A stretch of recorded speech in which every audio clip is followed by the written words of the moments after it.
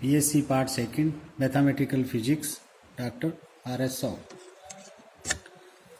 आज अपन करते हैं, मुख्य रूप से मैं इसमें जो मेरा इंटरेस्ट है आपको भी सीखना है कि हम किस प्रकार से ये जो लाइन लिखी हुई है इस प्रकार का जे यानी कि आई जे और जी म्यू, ये जी म्यू का पता लगाना है कि जी म्यू कैसा होता है।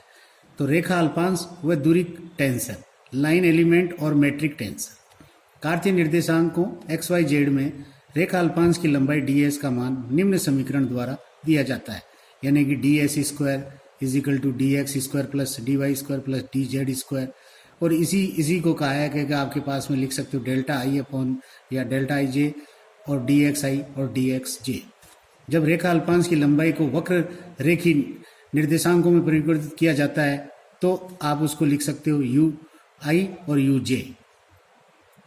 अब ये कह रहा है इस प्रकार की समष्टि को त्रिविम में यूक्लिडियन स्पेस या समष्टि कहते हैं। तो मुख्य रूप से जो यूक्लिडियन आपके इसमें आएगा मैथमेटिकल फिजिक्स में, तो वहाँ यूक्लिडियन नाम आए तो आप यहाँ पीछे जाकर के एक बार देख लें और ये सीखें। ये मुख्य रूप से यूक्लिडियन स्पेस है जो आपके पास में वक्र रेखी निर्देशांकों के लिए कहा गया है।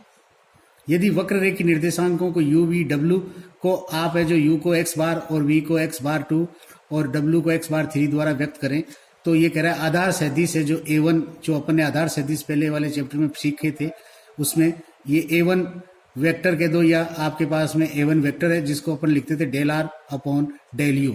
इसी को इसने कहा है कि del u upon del u और ये पूरा का पूरा r वेक्टर।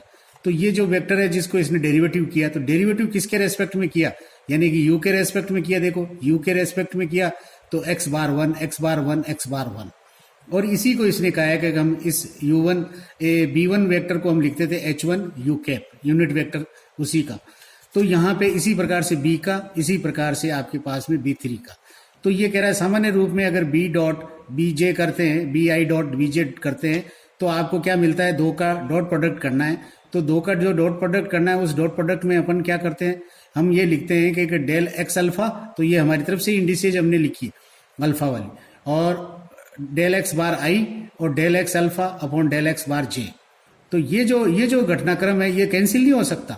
मैं शुरू से कहता हूँ कि जब एक जैसे नहीं हो, दोनों अगर बार बार हो तो कैंसिल हो जाता, अगर बार बार नहीं है तो कैंसिल नहीं होगा।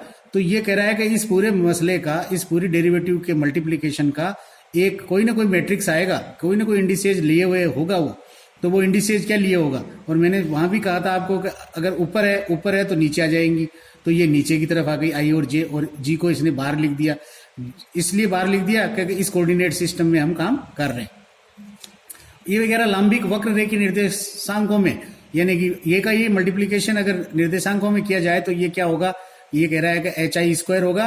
और इसको अगर हम चाहें तो लिख सकते हैं जी बार आई, यानी कि आपके पास में आई और जे अगर इक्वल है तो ये आ जाएगा। तो ये कह रहा है कि ये पूरा का पूरा एक मैट्रिक्स एलिमेंट आएगा जिसका पहला मैट्रिक्स एलिमेंट होगा, अगर अपन आई को अगर 1 लिखेंगे तो 1 1 होगा। अदरवाइज दूसरी जो भी मैट्रिक्स एलिमेंट आपके होंगे आई बराबर नॉट इक्वल टू जे वाले, वो 0 होंगे। तो ये कह रहा है लेकिन निर्देश तंत्र के लंबिक न होने पर ये 0 नहीं होता है, जो दिख भी रहा है अपने को कि यहाँ नहीं होता है 0। तो जी आई जे को मैट्रिक गुणांक या मैट्रिक गुणांक कहते हैं, और त्रिविमीय समष्टि में इसको हमें जो जी आई जे को मॉडुलस को हम लिखते हैं, जैसे एक सारणिक लिखते हैं वैसे G11 और ये देख लीजिए आप G33। तो मैं अब जो करूंगा या देखूंगा या आपको दिखाऊंगा वही इसमें खास अपने इम्पोर्टेंट चीज होगी। और वो इम्पोर्टेंट चीज इसलिए होगी कि हमें जी के बारे में निकालना आ जाए। तो निर्देश तंत्र के लंबिक न होने पर, निर्देश तंत्र के लंबिक न होने पर जी आई जे को शून्य रहित 9 अवयव होते हैं जो पीछे की तरफ दिखे थे, जबकि लंबिक निर्देश तंत्र में आपके पास में जी आई जे मॉडुलस है जो क्या होगा एच आई स्क्वायर और h1 ही कर दिया अब तो 1 स्क्वायर और h2 स्क्वायर और h3, ये डायगोनल वाले ही बचेंगे। तो ये कह रहे हैं कि आपने एक जी का एक स्ट्रक्चर है जो खड़ा कर लिया। अब ये कह रहे हैं कि साहब अगर मैं मान लीजिए इसी अल्पांश को अगर आपके पास में बार वाले में लिखना चाहूं तो बार वाले में कैसे लिख लूंगा, क्योंकि जो आपके पास में जी आई जे और बार और डी एक्स 1 बार और डी एक्स यानी आई और डी एक्स बार जे, तो ये आपके पास में इक्वल आ जाएगा जी बार आई जे और डी एक्स बार आई और डी एक्स बार जे। तो ये समेशन हटाया और कुछ नहीं किया। तो यहाँ देखिए आप इसको क्या कर रहा है, बार वाले का ट्रांसफॉर्मेशन लिख रहा है। तो बार वाले की ट्रांसफॉर्मेशन कैसे लिख रहा है कि alpha is equal to 1 to 3। तो 1 to 3 के लिए क्या करा, देखो यहाँ पे एक्स बार आई और एक्स बार जे। तो वहां अपन ने एक अकेले के लिए किया था और यहाँ ये कंप्लीट के लिए लिख रहा है। तो ये आपके पास में देखिए आएगा कि डेल एक्स अल्फा और डेल एक्स बार आई और डेल एक्स अल्फा और डेल एक्स बार जे।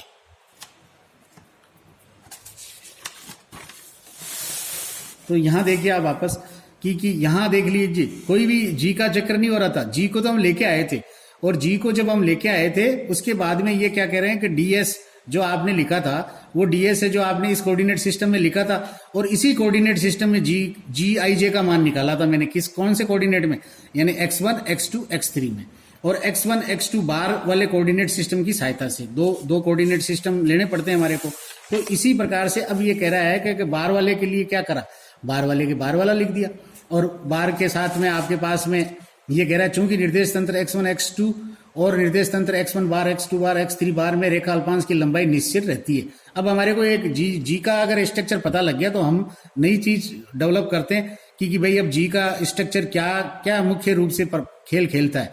तो देखिए ये कह रहा है ds बार और इसका वर्ग और d is equal to ds square, यानी कि ये एक राशि है जो एस डैश फ्रेम में, ये एस फ्रेम में, ये किसी कोऑर्डिनेट सिस्टम एक्स बार में है, ये कोऑर्डिनेट सिस्टम बिना बार वाले एक्स में है।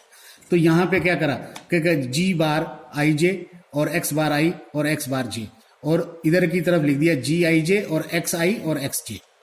अब ये कह रहे हैं कि जो आपके पास में एक्स आई है, it is x I is a function of x I is और एक्स बार 2 एक्स बार 3। ये शुरू से ही अपन कोऑर्डिनेट सिस्टम में करते आए थे, बताते आए थे कि हमारे पास में दो अगर मान लीजिए कोऑर्डिनेट है तो एक दूसरे में ट्रांसफॉर्मेशन होती है।